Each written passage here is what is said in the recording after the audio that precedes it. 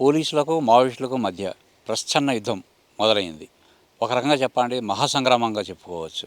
దశాబ్దాల తరబడి ఛత్తీస్గఢ్ ప్రాంతంలోనూ మహారాష్ట్ర, మధ్యప్రదేశ్, తెలంగాణ, ఆంధ్రప్రదేశ్లలో రాజ్యమేలుతున్న మావోయిస్టులకు కేంద్ర బలగాలు గట్టి ఎదురుదెబ్బను ఇస్తున్నాయి. ఒక రకంగా చెప్పాలంటే మావోయిస్టులు కేంద్ర బలగాల తాకిడికి తట్టుకోలేని పరిస్థితి అయితే స్పష్టంగా కనిపిస్తుంది మనకి.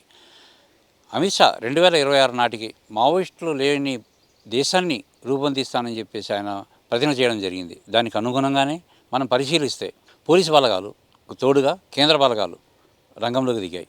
ఛత్తీస్గఢ్ ప్రాంతాన్ని జల్లెడ పడుతున్నాయి. ఛత్తీస్గఢ్ ప్రాంతం మావోయిస్టులకు పెట్టని కోట.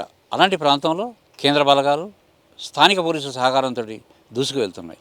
సుమారుగా 3,000 నుంచి 4,000 మంది పోలీసులు రంగంలోకి దిగారు. కేంద్ర బలగాలు ప్రధానంగా అత్యాధునికమైన డ్రోన్లను రంగంలోకి దింపాయి. డ్రోన్లు ఎటువంటి చప్పుడు చేయకుండా ఆకాశ మార్గంలో ఎగిరే విధంగా ప్రత్యేక తరహాలో ఉన్నటువంటి డ్రోన్లను ఉపయోగిస్తున్నారు. ఈ డ్రోన్లు సుమారుగా ఆకాశంలో 3 కిలోమీటర్లు 4 కిలోమీటర్లు ఎత్తుగా వెళ్ళి కింద ఉన్నటువంటి ఎవరైతే ఉన్నారో కదలికను స్పష్టంగా పోలీసులకు అందజేస్తున్నారు. ఈ సమయంలో ఎంతమంది మావోయిస్టులు ఉన్నారు, మావోయిస్టులలో ఎవరెవరు ఉన్నారన్న వివరాలను కేంద్ర బలగాలు ఎప్పటికప్పుడు సేకరించగలుగుతున్నారు. ఈ మావోయిస్టుల వేటలో ప్రధానంగా శాటిలైట్ చిత్రం ఒక ఇనుము కదిలినప్పుడు తుపాకులు ఉంటాయి వీళ్ళ దగ్గర. తుపాకులు ఇనుముతో తయారు చేస్తారు. వీళ్ళు కదలికలు ఉన్నప్పుడు ఆ ఇనుము కూడా వీళ్ళతో పాటు కదిలినట్టుగా శాటిలైట్ చిత్రంలో కనిపిస్తుంది. దాని ద్వారా ఎంతమంది ఉన్నారు, ఎక్కడ కదులుతున్నారు అనేది ఫస్ట్గా వాళ్ళు గుర్తిస్తారు. గుర్తించిన తర్వాత ఆ ప్రాంతానికి 4 వైపుల నుంచి కేంద్ర బలగాలు అక్కడ చేరుకుంటాయి. అక్కడ చేరుకున్న తర్వాత డ్రోన్ ఉపయోగిస్తారు. డ్రోన్ సుమారుగా 3 కిలోమీటర్ల ఎత్తు నుండి వీళ్ళని ఎక్కడైతే దళాలు ఉన్నాయో అక్కడ జూమ్ చేసి వాళ్ళని చిత్రించడం జరుగుతుంది. ఎంతమంది మావోయిస్టులు ఉన్నారు, ఎవరెవరు ఉన్నారన్న వివరాలు కూడా క్లియర్గా ఫోటోల ద్వారా కేంద్ర బలగాలకి అందిస్తున్నారు. కేంద్ర బలగాలు, సిఆర్పిఎఫ్, కోబ్రా బలగాలు ఇవన్నీ కూడా ఎప్పటికప్పుడు ఈ వివరాలను సేకరించి ఒక ప్లానింగ్ ప్రకారం చుట్టుముట్టి కాల్పులు జరుపుతున్నారు. మనం చూస్తే ఈ కేంద్ర కమిటీ సభ్యుడు చలపతి మృతి చెందడం అనేది ప్రధానంగా నిజంగా మావోయిస్టు చరిత్రలోనే ఒక అరుదైన ఘటనగా మనం చెప్పుకోవచ్చు. ఎందుకంటే కేంద్ర కమిటీ సభ్యులు ఎవరైతే ఉన్నారో వాళ్ళకి 3 అంచెల భద్రతా వ్యవస్థ ఉంటుంది. ఈ 3 అంచెలు దాటి ఆయన దగ్గరికి వెళ్ళడం అనేది సాధ్యం కాని పని. దగ్గరికి వెళ్ళిన తర్వాత కూడా AK-47 వంటి గన్లతో సుమారుగా 16 మంది ఈ కేంద్ర కమిటీ సభ్యుడికి కాపలా కాస్తుంటారు. ఇలాంటి తరుణంలో కేంద్ర బలగాలు చలపతి వరకు వెళ్ళి చలపతిని హతమార్చారు. తర్వాత ఆయనతో పాటు ఉన్నటువంటి సెక్యూరిటీగా ఉన్నటువంటి వాళ్ళందరినీ కూడా హతమార్చగలిగారు. ఇది మావోయిస్టులకు చాలా ఎదురుదెబ్బగా భావించవచ్చు. ప్రధానంగా ఈ గత సంవత్సరంగా చూసుకుంటే మనం మావోయిస్టులు ఒకరు చాలామంది దళాలు అంతరించిపోతున్నాయి. 2024 మావోయిస్టులకు చాలా ఎదురుదెబ్బ కలిగిన సంవత్సరంగా మనం చెప్పుకోవచ్చు. ఎందుకంటే 2024 సంవత్సరం మొదటి నుండి కూడా కేంద్ర బలగాలు ఎప్పటికప్పుడు వివరాలు సేకరిస్తూ దళాలను మట్టుపెడుతూ వస్తున్నాయి. కీలకంగా వ్యవహరించే అనేక మంది నేతలు ఈ ఎన్కౌంటర్లలో చనిపోవడం జరిగింది. మహారాష్ట్రలోని గచ్చిరోలి DJR రూపేష్, TJS సభ్యుడు, దళ కమాండరు సాగర్, భూపాలపల్లి జిల్లాకు సంబంధించిన కీలకమైన నేతలు జగదీష్ వంటి వారు అనేక మంది ఈ ఎన్కౌంటర్లో చనిపోవడం జరిగింది. 2024లో అధికారులు చెప్తున్న లెక్కల ప్రకారం సుమారుగా 250 మంది మావోయిస్టులను హతమార్చడం జరిగింది. నిన్న కాక మన జరిగిన ఎన్కౌంటర్లో కూడా 24 మంది మృతి చెందారు. ప్రధానంగా ఇక్కడ చలపతి మృతి చెందడం అనేది కీలకంగా మనం చెప్పుకోవచ్చు. కేంద్ర బలగాలు ఎప్పుడైతే మావోయిస్టుల పట్టునటువంటి ప్రాంతాల్లో తరలివచ్చి బేస్ క్యాంపులు ఏర్పాటు చేసి ప్రతి 5 కిలోమీటర్లకు ఒక ప్రాంతంలో పోలీసులు పహరా ఏర్పాటు చేశారో అప్పటి నుంచి మావోయిస్టుల పందా కూడా కొంత మారుతూ వచ్చింది. ప్రస్తుతం మావోయిస్టుల పరిస్థితి ఇప్పుడు కూడా వ్యూహం ఎలా ఉంటుందంటే కష్టాలు వచ్చినప్పుడు ఒక అడుగు వెనక్కి వేసి దాని తర్వాత 3 అడుగులు ముందుకు వేయడం అనేది వాళ్ళ ప్రణాళికలో భాగంగా ఉంటుంది. ఈ గెరిల్లా పోరాటాలు కావచ్చు, ఉద్యమాలు కావచ్చు, ఏదైనా సరే ఒక వ్యూహం ప్రకారం వెళ్తుంటారు. ముఖ్యంగా కేంద్ర కమిటీ సభ్యులు ఎవరైతే ఉన్నారో వాళ్ళ ఆదేశాల మేరకు దళాలన్నీ కూడా కదులుతూ ఉంటాయి. ఈ పరిస్థితుల్లో ఛత్తీస్గఢ్లో జరుగుతున్నటువంటి మారణకాండ నుంచి కొంతకాలం పాటు తప్పించుకోవడానికి మావోయిస్టులు ఒక వ్యూహం పన్నుతున్నట్టుగా మనకు అందుతున్న సమాచారం. దీని ప్రకారం ఛత్తీస్గఢ్ నుంచి వేరు ప్రాంతాల్లో మధ్యప్రదేశ్, మహారాష్ట్ర వంటి ప్రాంతాలకి మైదాన ప్రాంతాలకు వెళ్ళి కొంతకాలం పాటు సురక్షితంగా గడిపిన తర్వాత కొంత కూంబింగ్ ఆపరేషన్ అంటే కగార్ ఆపరేషన్ అని చెప్పేసి ఏదైతే చేపట్టారో ఆ కగార్ ఆపరేషను కొంత తగ్గుముఖం పట్టే వరకు సురక్షిత ప్రాంతాలకు పోయి మళ్ళీ తిరిగి వచ్చిన తర్వాత తమ కార్యకలాపాలను విస్తృతం చేయాలన్న ఉద్దేశంతో ఉన్నట్టుగా ప్రస్తుతం మనం కదలికలను బట్టి మావోయిస్టుల కదలికలను బట్టి అర్థమవుతుంది.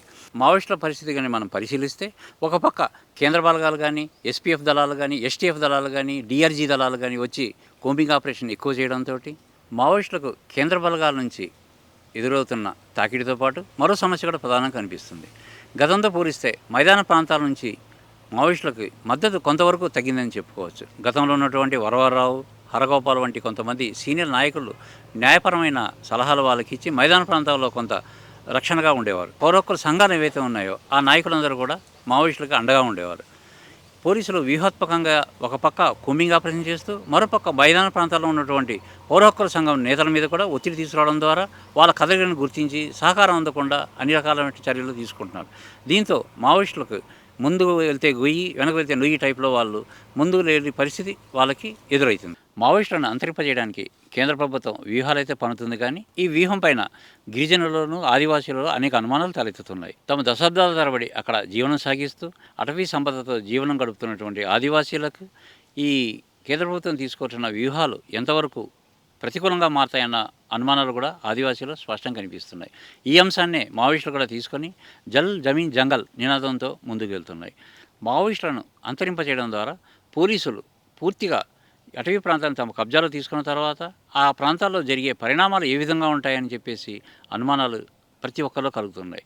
ముఖ్యంగా మనం చూసుకుంటే అంబూజ్మాడ్, ఛత్తీస్గఢ్లోని అంబూజ్మాడ్లో వేల ఎకరాల్లో అత్యంత విలువైన ఖనిజ సంపద ఉంది.